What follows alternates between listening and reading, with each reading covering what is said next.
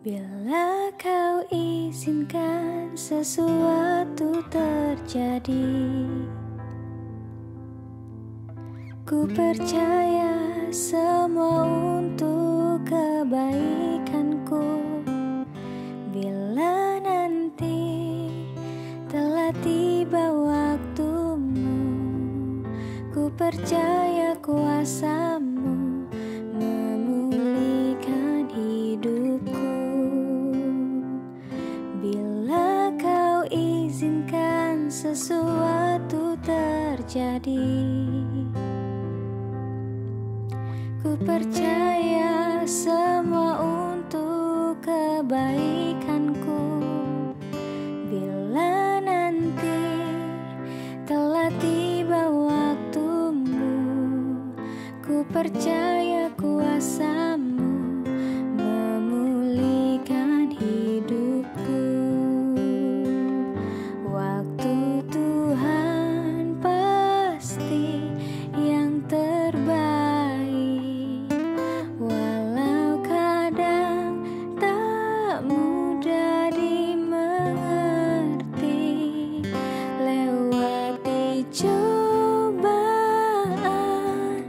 ku tetap percaya waktu Tuhan pasti yang terbaik.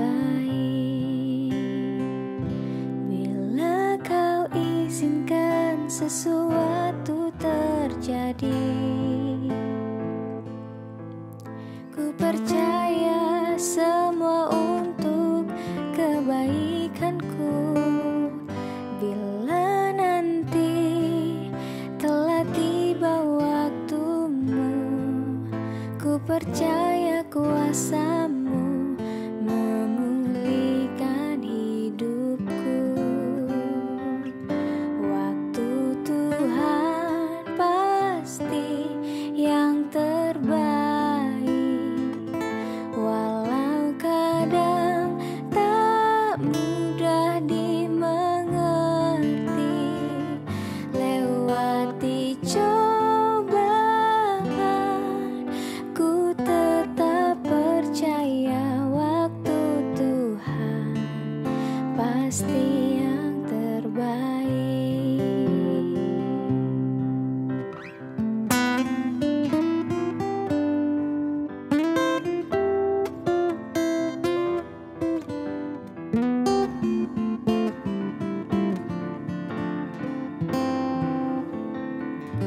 Waktu Tuhan pasti yang terbaik, walau kadang tak mudah dimengerti. Lewati cobaan, ku tetap percaya waktu Tuhan pasti yang terbaik.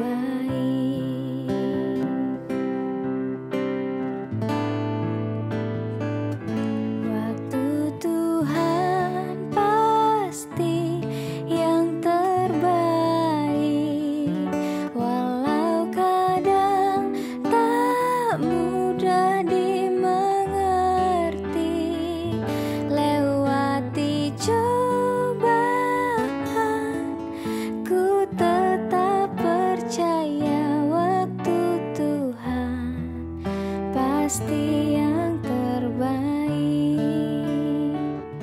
Lewati cobaan, ku tetap percaya waktu Tuhan pasti yang terbaik.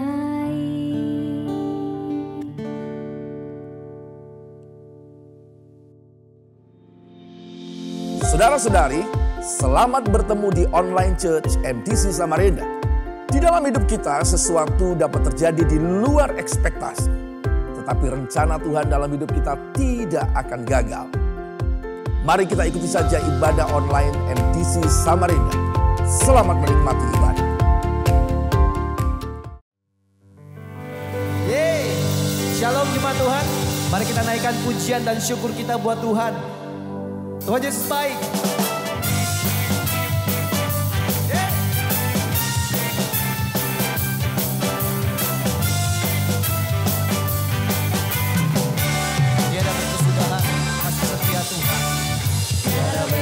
kesudahan kasih setiamu Tuhan, selalu baru rahmat-Mu bagiku. Hari berganti hari, tetap kulihat kasih-Mu yang tak pernah berakhir di hidupku. Oleh sebab itu dikatakan Yesus baik, sungguh amat baik, untuk selama-lamanya. Tuhan Yesus baik, Tuhan Yesus baik, Tuhan Yesus baik, sungguh amat baik, untuk selama-lamanya. Tuhan Yesus baik. Tiada berkesudahan, Tiada berkesudahan kasih setiamu Tuhan, selalu baru rahmat-Mu bagiku. Hari berganti hari, hari berganti hari, tetap kulihat kasih-Mu yang tak pernah berakhir di hidupku. Tuhan Yesus baik, sungguh amat baik, untuk selama-lamanya. Tuhan Yesus baik, Tuhan Yesus baik, sungguh amat baik, untuk selama-lamanya. Tuhan Yesus baik.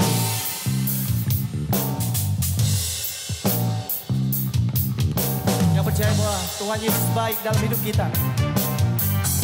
Mari kita serukan, Tuhan Yesus baik. Yesus baik bagimu, Yesus baik bagiku, dulu sekarang dan selamanya, yang sungguh baik. Yesus baik bagimu, Yesus baik bagiku, dulu sekarang dan selamanya, yang sungguh baik. Tuhan Yesus baik, Sungguh amat baik, untuk selama-lamanya. Tuhan Yesus baik, mari dengan iman kita Tuhan Yesus nyanyikan lagu ini. baik, sungguh amat baik, untuk selama-lamanya. Tuhan Yesus baik, Tuhan Yesus baik, sungguh amat baik, untuk selama-lamanya. Tuhan Yesus baik, Tuhan Yesus baik, Tuhan Yesus baik, sungguh amat baik, sungguh amat baik, untuk selama-lamanya. Tuhan Yesus baik, Tuhan Yesus baik, sungguh amat baik, untuk selama-lamanya. Tuhan Yesus baik, dari selama-lamanya, untuk selama-lamanya, sampai selama-lamanya. Tuhan Yesus baik.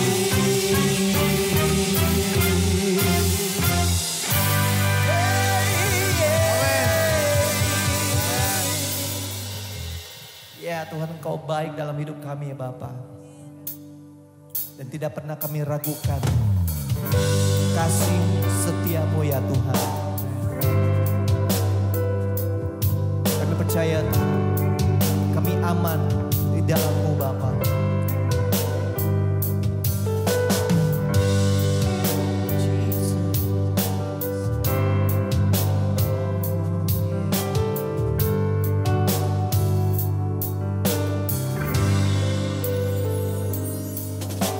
Tiada pernah ku ragukan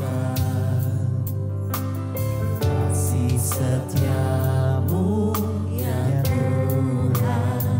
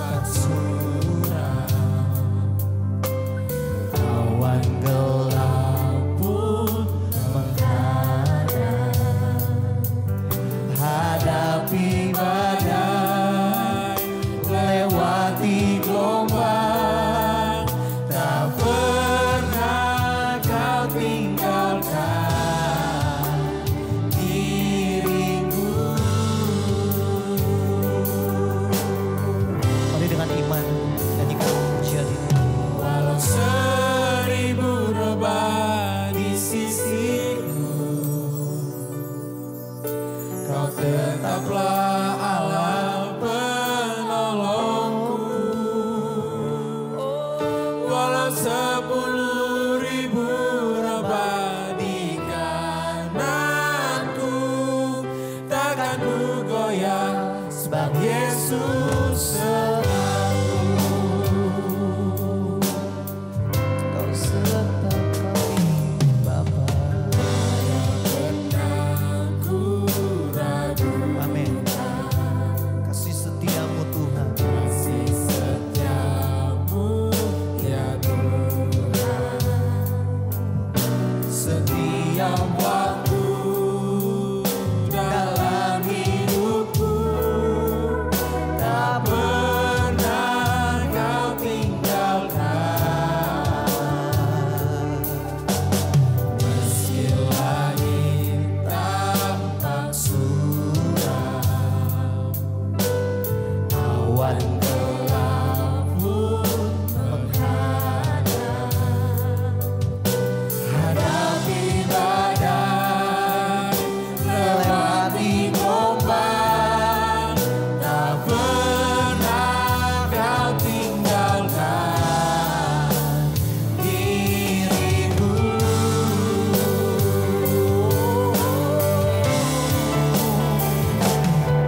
Walau 1000 rebah di sisiku, kau tetaplah Allah penolongku. Walau 10.000 rebah di kananku, takkan ku goyah sebab Yesus sertaku. Walau 1000 rebah di sisiku, kau tetaplah Allah penolongku. Walau 10.000 rebah di kananku, takkan ku goyah sebab Yesus sertaku. Takkan ku goyah sebab Yesus sertaku. Takkan ku goyah sebab Yesus sertaku.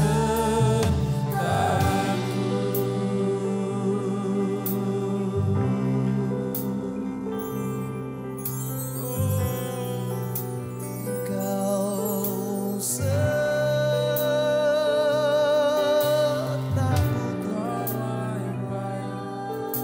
oh Yesus, takkan ku goyah,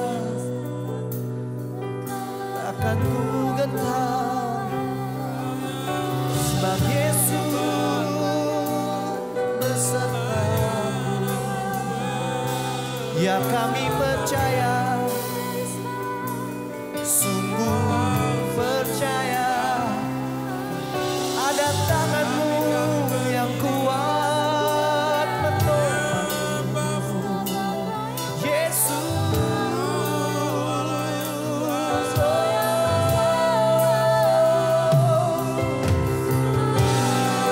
Engkau dahsyat dalam hidupku, Engkau tiada bandingannya Tuhan.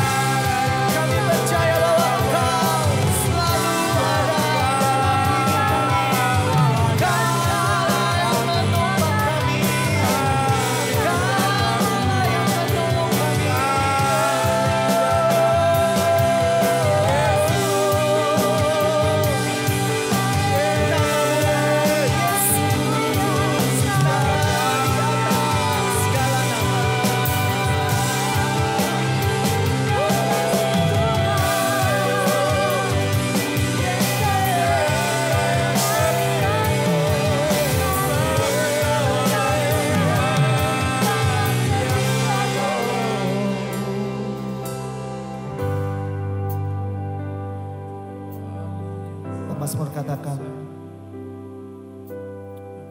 sekalipun aku berjalan dalam lembah kekelaman,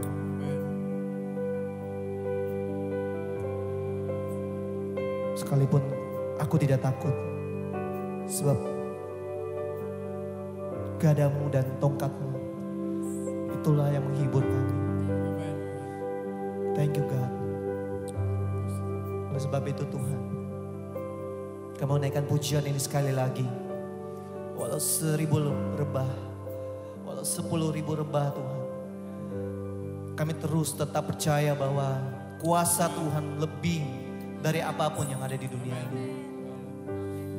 Thank you God. Mari bersama-sama katakan. Walau 1000 rebah di sisiku, Kau tetaplah Allah penolongku. Walau 10.000 rebah di kananku, takkan ku goyah, sebab Yesus sertaku. Walau 1000 rebah di sisiku, Kau tetaplah Allah penolongku. Walau 10.000 rebah di kananku, takkan ku goyah, sebab Yesus sertaku. Takkan ku goyah, sebab Yesus sertaku. Takkan ku goyah, sebab Yesus sertaku.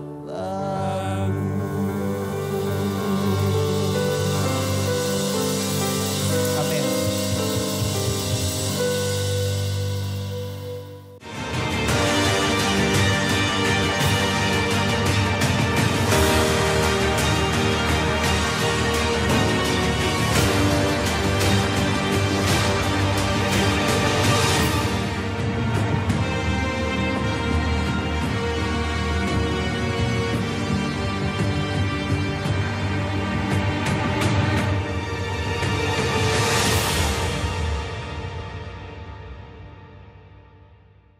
Kita sedang menghadapi masa-masa sulit sehubungan dengan corona. Kehidupan menjadi tidak nyaman karena sekolah harus diliburkan, karyawan dirumahkan, perdagangan sangat lesu, dan omset anjlok. Hal itu sungguh tidak mengenakan dan tidak menyenangkan. Saya ingat Tuhan Yesus pernah menyebut murid-muridnya atau umatnya dengan sebutan domba. Menarik buat saya tentang penyebutan domba ini. Mengapa? Karena domba adalah binatang yang tidak memiliki alat atau senjata untuk bela diri. Domba adalah binatang yang sangat lemah. Dia mudah diserang, dia mudah dipermainkan, dan dia tidak mempunyai self-defense. Dan seperti itulah manusia, sehingga tidak heran kalau hari ini orang menjadi takut. Tidak heran kalau orang penuh khawatir. Di sana-sini orang was-was. Mengapa? Ya karena memang manusia itu rapuh. Jangankan virus. Dengan binatang-binatang kecil, nyamuk. Itu pun orang juga harus takut karena bisa menjadi demam berdarah. Banyak hal-hal yang menunjukkan betapa manusia itu rapuh dan mudah diserang. Dan mudah dipermainkan. Jadi Bapak Ibu yang kasih dalam Tuhan, jangan heran kalau kita manusia itu menjadi makhluk yang sangat rawan. Tapi jangan takut, sebab Tuhan berjanji, domba-dombaku mengenal suaraku, dan aku mengenal mereka. Sehingga orang yang hidup dekat dengan gembala, maka sang gembala yaitu Yesus Kristus, dia akan menjaga, dia akan melindungi, dan dia akan menuntun, dia tidak akan tersesat. Bapak Ibu yang kasih dalam Tuhan, menyikapi masa sukar seperti sekarang ini, marilah kita jangan sampai menjadi korban dari situasi. Ada 3 kondisi atau 3 pilihan yang kita bisa sikapi di dalam situasi seperti ini. Di dalam menghadapi kesulitan, orang bisa menjadi korban. Bagaimana korban itu? Seorang yang menjadi korban dalam situasi seperti ini, dalam keadaan seperti ini, dia akan berkata begini, "Mengapa ya ini terjadi? Kenapa harus begini?" Statement itu menunjukkan bahwa dia lagi komplain, dia protes, dia nggak siap. Berbeda dengan sikap yang kedua yang bisa ditunjukkan ketika masa-masa sulit terjadi, yaitu sikap seorang murid. Yang pertama tadi seorang victim, korban. Yang kedua murid. Sikap seorang murid bagaimana? Seorang murid kalau menghadapi hal-hal yang sulit seperti ini, dia akan berkata begini, "Apa ya yang dapat aku pelajari dari situasi ini?" Sikap ini menunjukkan bahwa dia sedang explore. Dia sedang menggali, dia mencari untuk menemukan sesuatu pelajaran, ambil hikmahnya. Itu adalah mental seorang murid. Tapi yang lebih indah lagi adalah kalau kita bisa memiliki sikap seorang pejuang. Bagaimana sikap seorang pejuang? Seorang pejuang di dalam keadaan sulit seperti ini, dia akan berkata begini, "Apa yang bisa saya lakukan untuk menolong mereka?" Itu pejuang. Dan seorang pejuang itu adalah orang yang selalu ingin memberi kontribusi. Dan Bapak Ibu yang kasih dalam Tuhan, inilah yang disebut dalam Alkitab hidup yang berbuah. Hidup yang membawa dampak. Hidup yang memberikan kontribusi kepada dunia. Karena kita dipanggil untuk menjadi buah, untuk berbuah. Kita dipanggil bukan untuk bertumbuh. Ada beberapa orang yang datang kepada saya ketika datang ke gereja. Dia berkata begini, "Pak Pendeta, saya senang beribadah di sini. Karena sejak saya di sini, saya bertumbuh." Saya jawab begini, "Tunggu dulu. Jangan senang dulu kamu bertumbuh. Bertumbuh itu bukan tujuan akhir dari menjadi orang Kristen. Bertumbuh itu bukan tujuan akhir dari orang ke gereja, bukan. Ada satu step lagi yang harus saudara cari, yang harus melangkah, yaitu berbuah." Saya akan bacakan dalam kitab Yohanes pasal 15 ayat 16 begini. "Bukan kamu yang memilih aku, tetapi akulah yang memilih kamu. Dan," perhatikan, "aku telah menetapkan kamu supaya kamu pergi dan menghasilkan buah. Dan buahmu itu tetap, supaya apa yang kamu minta kepada Bapa dalam namaku, diberikannya kepadamu." Jadi ayat ini berkata kita ditetapkan Tuhan untuk berbuah, bukan sekedar bertumbuh. Jadi kalau saudara dalam hidupmu diberkati Tuhan, jangan senang dulu. Berkat itu bukan tujuan akhir. Memberkati orang lain itu tujuan Tuhan. Jadi jangan senang kalau kita hanya sekedar diberkati. Belum. Itu belum sampai pada tujuan Tuhan. The ultimate purpose of God's calling to us is to bear fruit. Tujuan akhir dari panggilan Tuhan pada kita adalah untuk berbuah. Nah, di masa-masa seperti inilah Bapak Ibu, kita harus berbuah. Di saat orang memerlukan pertolongan, di saat orang sedang mencari jawaban, kita datang menolong mereka. Jangan bikin gaduh. Jangan bikin resah. Oleh sebab itu tema kita bulan ini adalah hidup yang antusias. Di saat seperti ini dibutuhkan sikap antusias. Sebab kalau kita hidup lesu, loyo, skeptis, pesimis, maka sulit kita akan keluar dari masalah. Namun kalau kita hidup secara antusias, sesulit apapun keadaan, kita akan bisa menghadapi dan kita bisa menaklukkan. Memang ada 2 macam orang hidup sehubungan dengan masalah ini. Ada orang yang hidup itu melihat masalah menjadi penghalang. Ya, orang seperti itu tidak akan berhasil. Tapi ada orang yang melihat masalah sebagai kesempatan. Nah, orang yang melihat masalah sebagai kesempatan, dia ada kemungkinan besar akan bisa melampaui, melompati, dan mencapai hasil yang lebih dari hasil yang biasa-biasa. Dan itulah tema kita hari ini. Hidup antusias akan membuat kita mencapai hasil yang lebih dari hasil yang biasa-biasa. Sebab itu saya akan mengajak saudara melihat kehidupan seorang yang hidupnya antusias. Ada seorang yang hidupnya sungguh-sungguh luar biasa, yaitu Daud. Daud adalah contoh orang yang hidupnya antusias. Di mana kita melihat antusiasme Daud. Daud antusias karena dia bisa menaklukkan keadaan yang mencekam, yang menakutkan, yang sulit. Pada waktu itu bangsa Israel sedang berperang dengan bangsa Filistin, di mana mereka ketakutan, mereka tidak mampu, tidak berdaya karena musuh mereka ada satu yang disebut Goliat. Di mana Goliat itu tiap saat dia maju ke depan dengan badannya yang gagah, badannya yang hebat, yang besar, dengan senjatanya yang sangat mutakhir waktu itu. Tetapi bangsa Israel tidak ada satupun yang berani. Semua takut. Semua bahkan Raja Saul sendiri tidak berani. Berbeda dengan Daud yang tampil waktu itu. Ketika Daud tampil, saya akan bacakan 1 Samuel pasal 17 ayat 25. Ketika semua orang Israel melihat orang itu, yaitu Goliat, larilah mereka daripadanya dengan sangat ketakutan. Semua orang ketakutan. Ayat 25.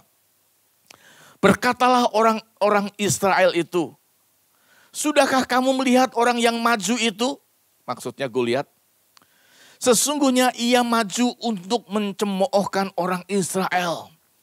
Orang yang mengalahkan dia akan dianugerahi anaknya yang perempuan kepadanya dan kaum keluarganya akan dibebaskan dari pajak di Israel. Bapak Ibu, itu keadaan bangsa Israel ketika mereka berhadapan dengan Goliat.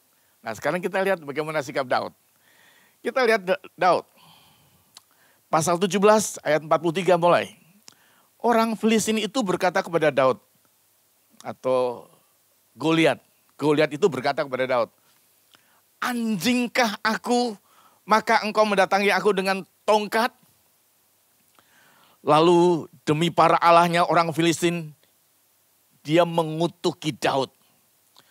Ayat 44, pula orang Filistin itu berkata kepada Daud, hadapilah aku, maka aku akan memberikan dagingmu kepada burung-burung di udara dan kepada binatang-binatang di padang.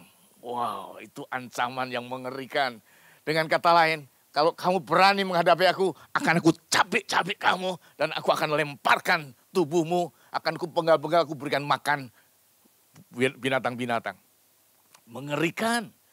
Itu yang membuat orang Israel ketakutan. Siapa yang berani dengan orang yang gagah perkasa itu? Belum selesai. Kita baca ayat 45. Tetapi Daud berkata kepada orang Filistin itu, engkau mendatangi aku dengan pedang dan tombak dan lembing. Tetapi aku mendatangi engkau dengan nama Tuhan semesta alam, Allah segala barisan Israel yang kau tantang itu. Hari ini juga Tuhan akan menyerahkan engkau ke dalam tanganku. Dan aku akan mengalahkan engkau dan memenggal kepalamu dari tubuhmu. Hari ini juga aku akan memberikan mayatmu dan mayat tentara orang Filistin kepada burung-burung di udara dan kepada binatang-binatang liar. Supaya seluruh bumi tahu bahwa Israel mempunyai Allah. Dan supaya segenap jemaah ini tahu bahwa Tuhan menyelamatkan bukan dengan pedang dan bukan dengan lembing. Sebab di tangan Tuhanlah pertempuran dan ia pun menyerahkan kamu ke dalam tangan kami. Wah, luar biasa. Bapak Ibu yang kasih dalam Tuhan, kalau kita membaca statementnya Daud, menunjukkan betapa betapa dia antusias. Dia nggak takut, dia nggak sembunyi. Justru dia membalik. Senjata yang dipakai Goliat untuk mengintimidasi bangsa Israel, dia balik. Hari ini juga, aku akan mengalahkan kamu, penggal kepalamu, mencabik dagingmu, aku akan berikan kepada burung-burung dan kepada binatang-binatang buas. Oh, luar biasa. Itulah semangat dan antusiasnya Daud. Hidup di masa sulit ini perlu keberanian. Perlu berpikir positif dan perlu kuasa Tuhan untuk bergerak maju. Daud membuktikan betapa dia bisa mengalahkan keadaan. Nah, Bapak Ibu yang kasih dalam Tuhan, Daud begitu beraninya. Dan sejarah mencatat akhirnya dalam peperangan itu Daud melawan Goliat dengan hanya bersenjatakan ketepil. Daud bisa melemparkan batu dan persis mengenai dahi.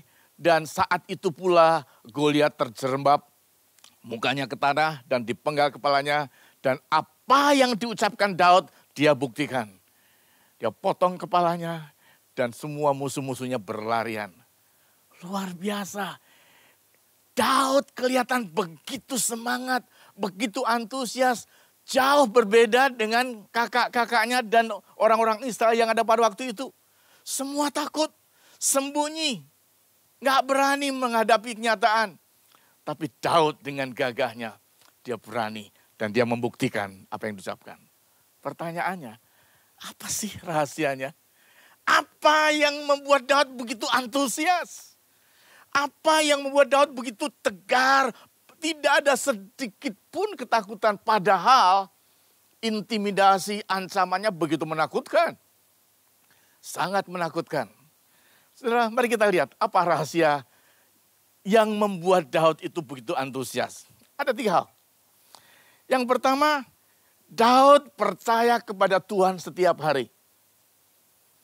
Pada masa remaja Daud, dia diberi tugas kepercayaan oleh orang tuanya menggembalakan domba-domba.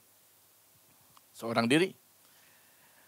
Ketika dia mengembalakan domba-domba di padang, seringkali dia harus berhadapan dengan binatang-binatang buas.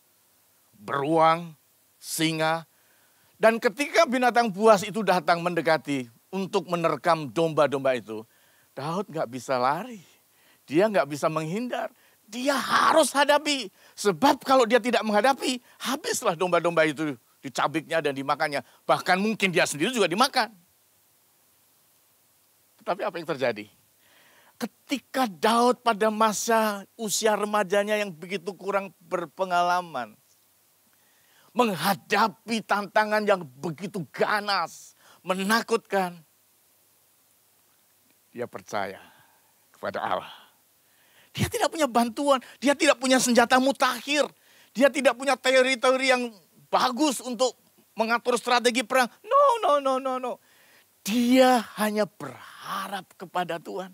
Dan itulah yang menjadi alasan mengapa dia berani menghadapi Goliat. Itu dikatakan, aku sudah biasa menghadapi itu. Apa yang membuat dia biasa? Dia percaya Tuhan. Satu-satunya alasan mengapa dia berani menghadapi musuh. Karena dia percaya kepada Tuhan.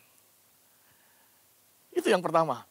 Percaya kepada Tuhan setiap hari membuat dia jadi antusias.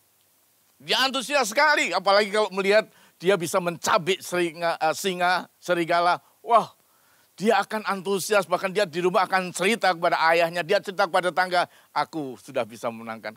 Antusias. Yang kedua, apa yang membuat Daud begitu antusias? Yang kedua, karena Daud berjalan bersama Tuhan setiap hari. Berjalan bersama Tuhan setiap hari. Di kitab Mazmur ada satu pasal yang sangat terkenal, yaitu Mazmur pasal 23.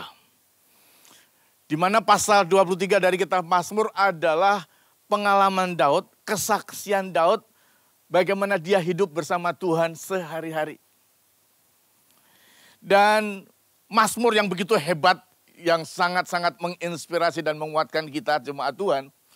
Tidak mungkin itu ditulis oleh orang yang hanya datang ke gereja seminggu sekali 1 jam.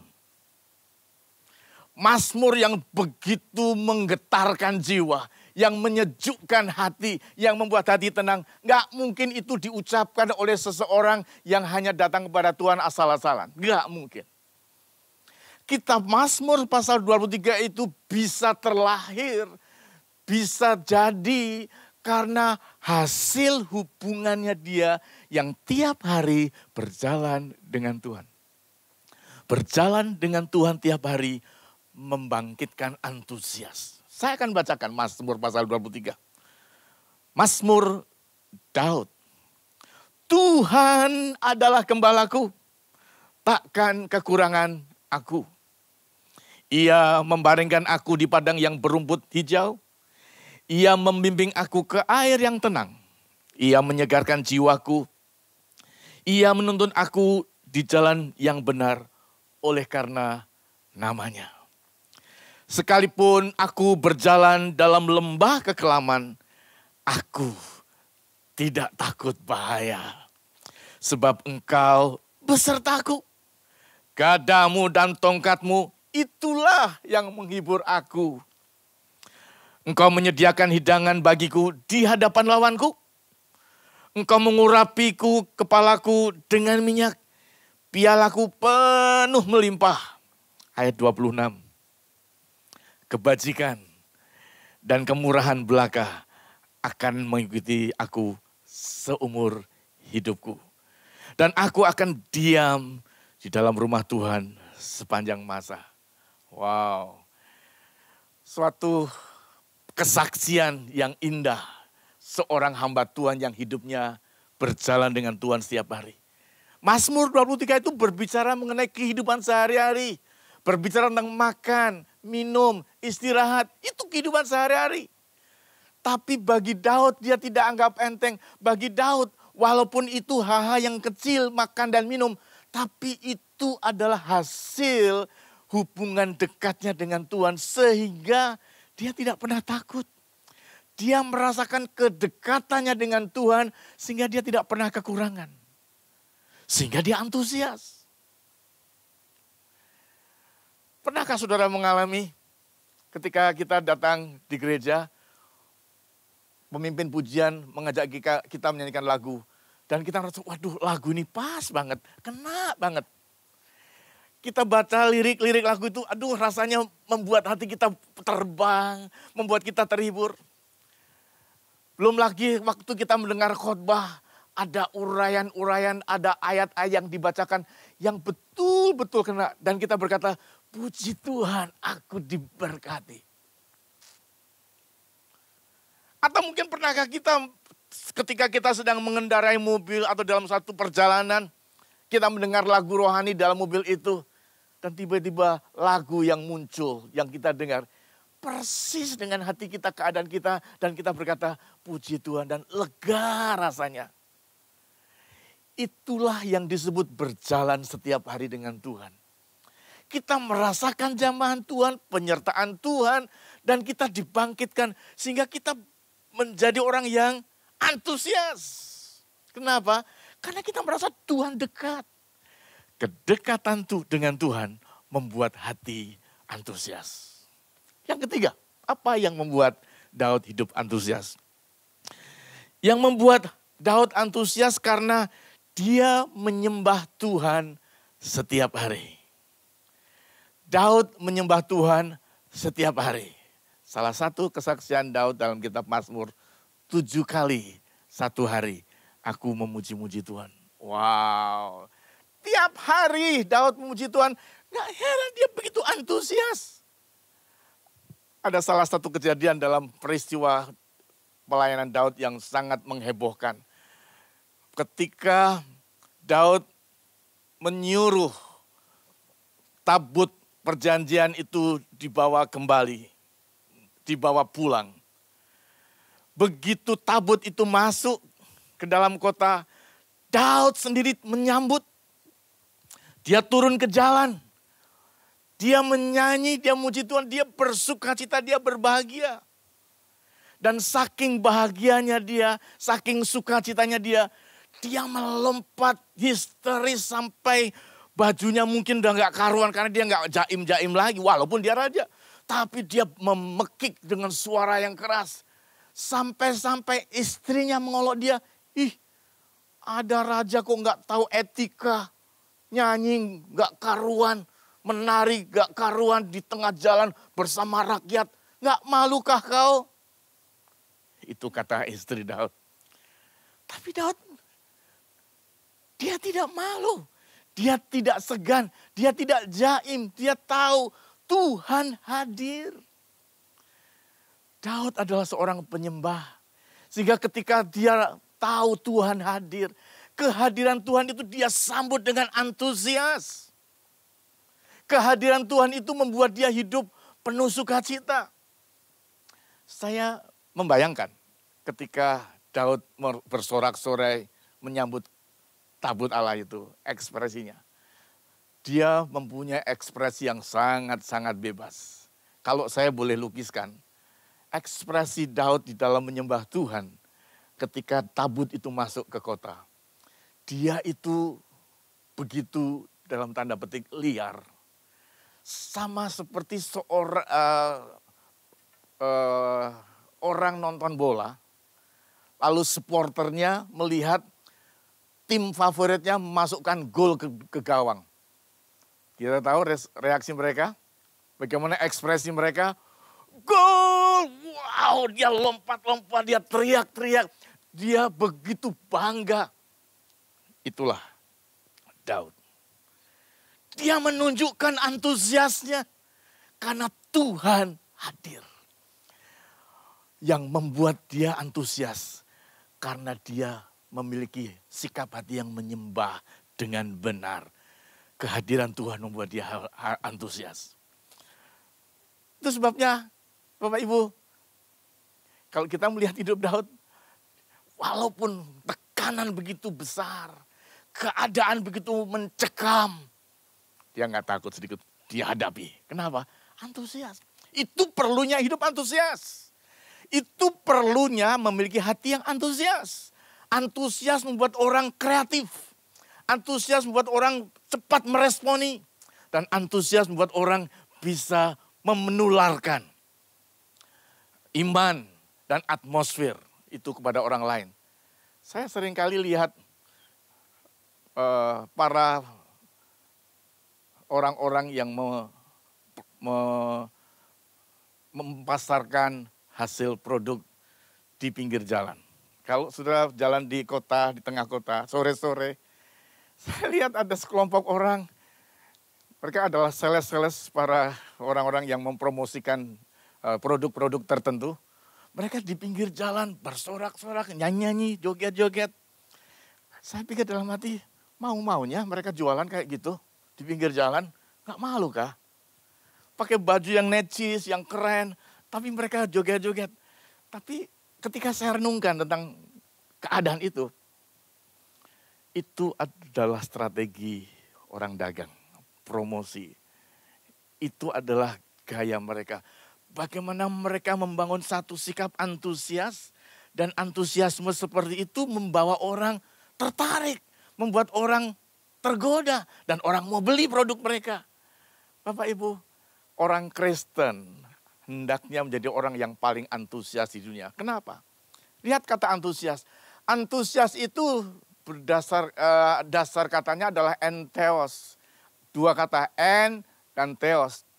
En itu artinya di dalam, theos itu adalah Tuhan. Jadi entheos artinya Tuhan ada di dalam. Alkitab juga berkata bahwa tidak tahukah kamu bahwa tubuhmu adalah bait Roh Allah? Di mana Tuhan diam di dalam dirimu. Wow. Kalau kita sadar dalam diri kita ada Tuhan, kita akan menjadi orang yang sangat antusias. Kita nggak takut dengan keadaan, kita nggak takut dengan ancaman. Sebab ada Tuhan di dalam diri kita. Itulah yang disebut antusias. Di masa-masa yang menakutkan seperti sekarang, mari kita tenang. Sebab dia entheos. Dia ada dalam diri kita. Orang Kristen harus menjadi umat yang antusias. Jangan pesimis. Jangan dikit-dikit kita kirim hoaks, nyebar fitnah. Aduh, itu bukan orang Kristen.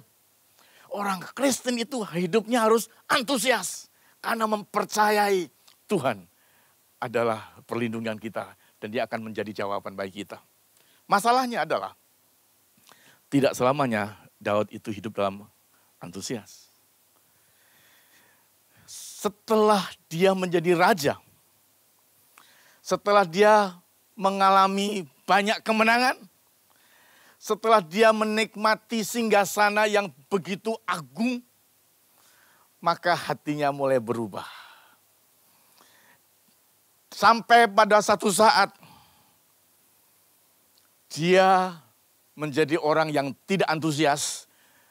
Ada satu titik dalam hidupnya, Daud menjadi orang yang loyo, Daud menjadi orang yang lemah, dan Daud menjadi orang yang tak berdaya. Saya akan bacakan di dalam kitab 2 Samuel, pasal 11.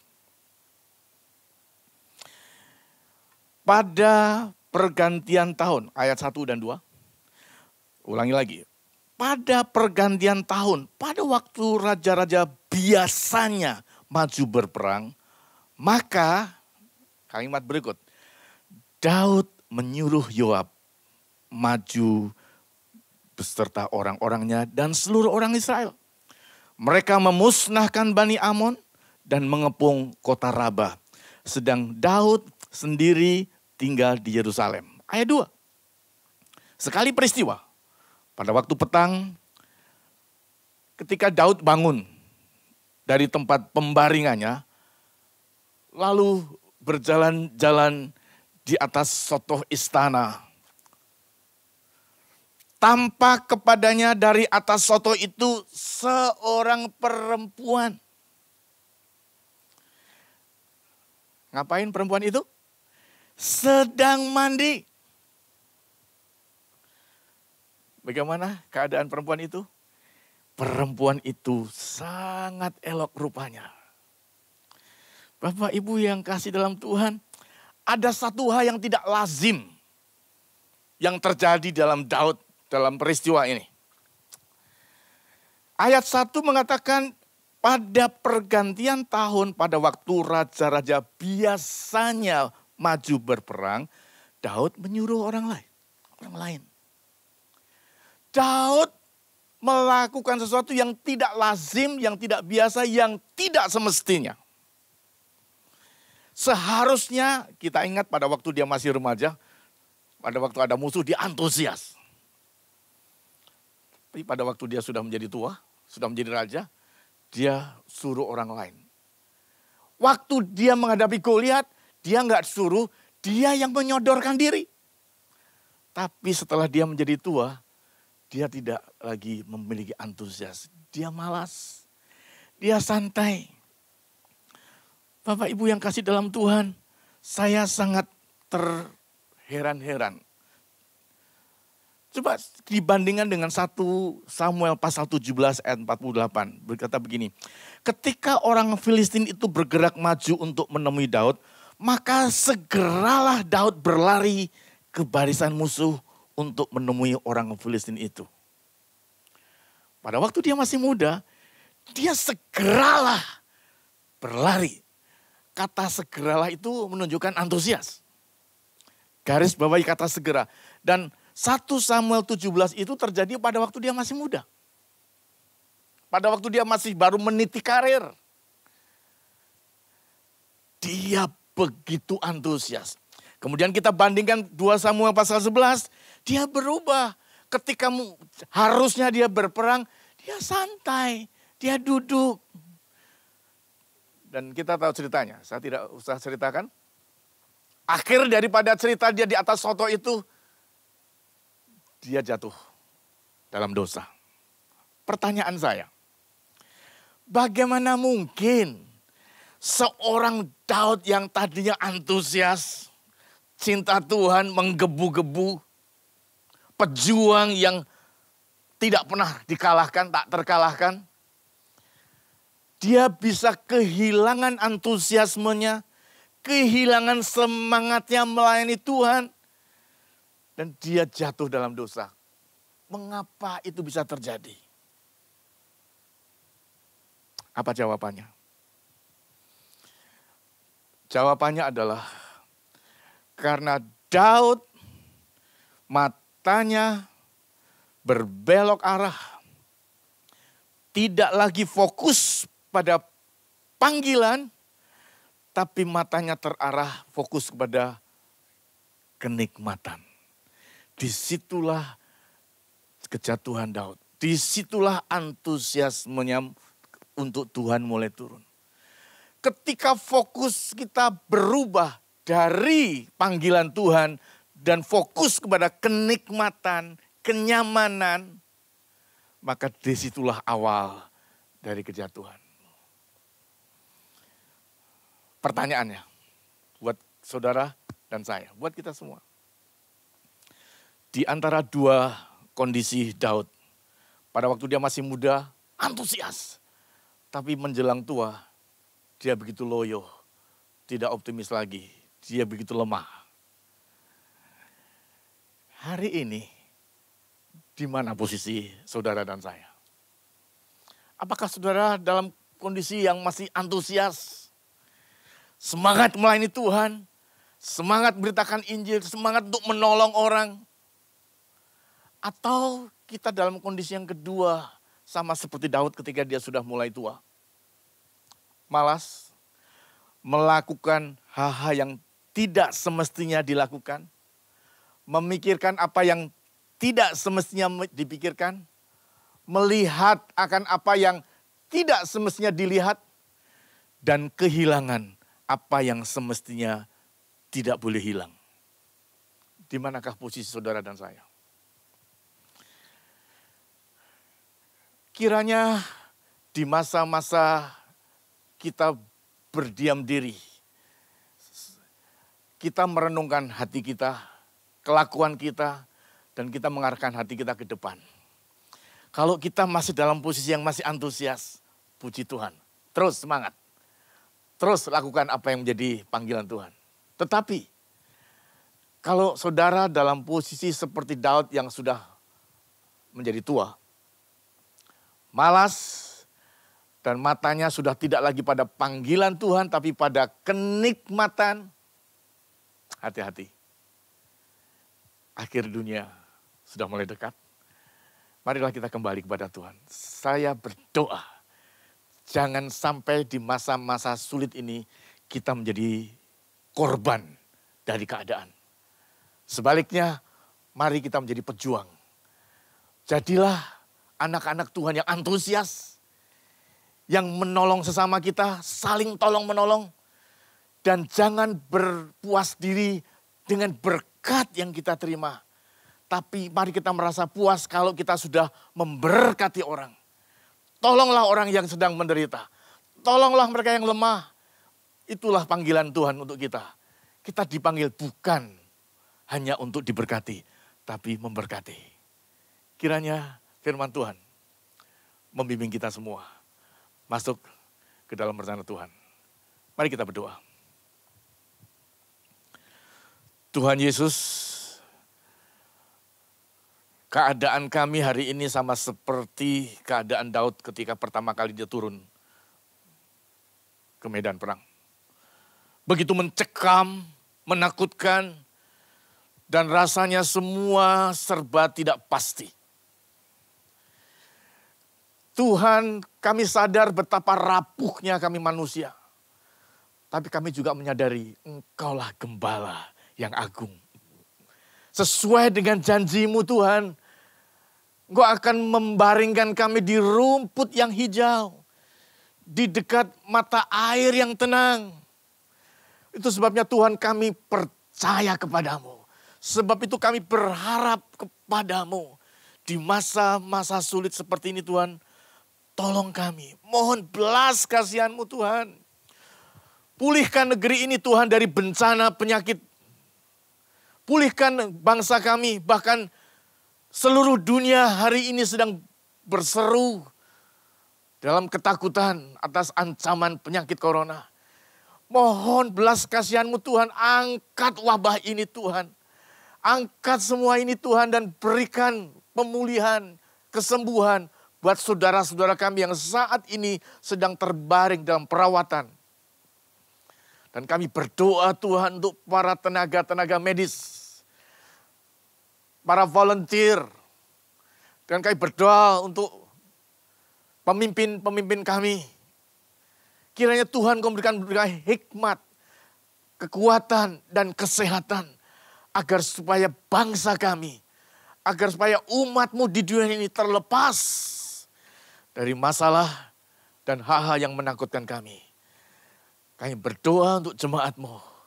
Kiranya Tuhan membuat kami tidak berbangga diri atas berkat yang Tuhan berikan. Tapi ajar kami Tuhan untuk menjadi orang yang menyalurkan berkat, yang memberkati. Hidup kami biarlah berbuah-buah seperti yang Kau inginkan. Kami percaya Tuhan, oleh karena keagungan nama-Mu, oleh karena kemahakuasaan-Mu, maka Engkau yang sanggup menciptakan langit dan bumi, Engkau pula Tuhan sanggup untuk memulihkan bumi. Kalau bumi ini rusak, kalau umat-Mu sudah rusak hidup dalam dosa, biarlah Tuhan kami semua bertobat, kami mengubah diri kami. Dan Engkau sanggup untuk mengubahkan keadaan kami. Terima kasih Tuhan, kami mohon segala doa-doa kami di dalam nama Tuhan Yesus Kristus, Allah yang hidup. Haleluya, amin. Tuhan memberkati. Terima kasih telah mengikuti ibadah kami secara online. Kami berharap Anda terus bertumbuh dalam iman dan kasih kepada Tuhan, sehingga hidup Anda terus dipenuhi berkat dan memiliki hidup yang bermakna bagi orang lain. Karena itu pastikan Anda mengikuti ibadah kami secara online di channel YouTube MDC Samarinda. Bagi Anda yang rindu memberikan persembahan, dapat ditransfer ke rekening gereja yang tertera pada layar di bawah ini. Anda juga dapat mengetahui informasi terbaru mengenai aktivitas gereja melalui aplikasi MDC Samarinda, dan Anda juga dapat mengakses Instagram dan Facebook MDC Samarinda. Terima kasih telah beribadah bersama kami, dan kami sangat menantikan kunjungan Anda selanjutnya.